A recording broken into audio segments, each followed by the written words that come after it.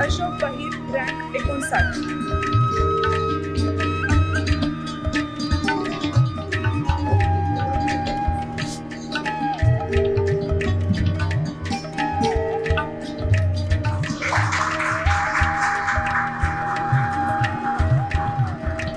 श्रीयुत अशोक बहीर यांनी कृपया मंचावर येऊन आपलं मनोगत व्यक्त करावं.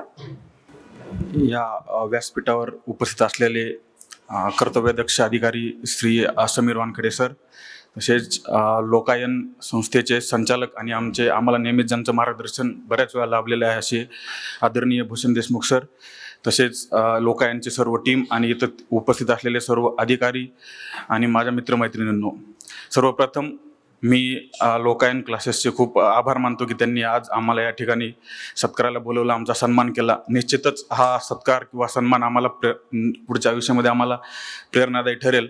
आणि या सत्कार सोहळ्याची टॅगलाईन मला खूप आवडली आहे, गौरव जिद्दीचा आणि गौरव मेहनतीचा. हा जो सत्कार होतो, हा जो सन्मान होतो, जो खऱ्या अर्थाने मेहनतीचा आणि आपल्या जिद्दीचा आहे असं मला वाटतं. पद कुठलंही मिळो, आज कुठल्याही पदाला जर आपण बघितलं तर आज तेवढीच कॉम्पिटिशन आहे आणि त्या कॉम्पिटिशनमध्ये खूप मेहनत करावी लागते. म्हणजे ग्रुप सी पासून ते IAS पर्यंत मला असं वाटतं की सेम लेवलची मेहनत आज आपल्याला करायला लागते आणि तशी जिद्द, तशी मेहनत करायला लागते आणि त्याचा सन्मान असा ज्यावेळी होतो त्यावेळी खरंच खूप आनंद होतो. आणि यातून निश्चित आम्हाला तर प्रेरणा मिळेलच चांगलं काम करण्याची, पण जे की इथे उपस्थित आहेत, जे की अधिकारी होऊ इच्छितात, अशा भावी अधिकाऱ्यांनाही खूप यातून प्रेरणा मिळते किंवा त्यामधून त्यांना एक असं की म्हणजे त्यांना असं वाटतं की आपणही असं काम केलं तर आपलाही असा सत्कार होऊ शकतो, म्हणून तेही खूप जिद्दीनं अभ्यास करतात आणि त्यांना सर्वांना माझ्या शुभेच्छा राहतीलच.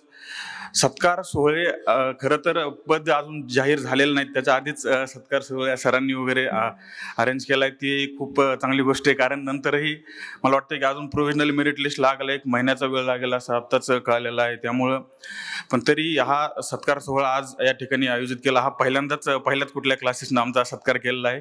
माझी सरांची भेट सगळ्यांप्रमाणासारखीच आधी UPSCच्या ऑप्शनलसाठी झाली होती, हिस्ट्री.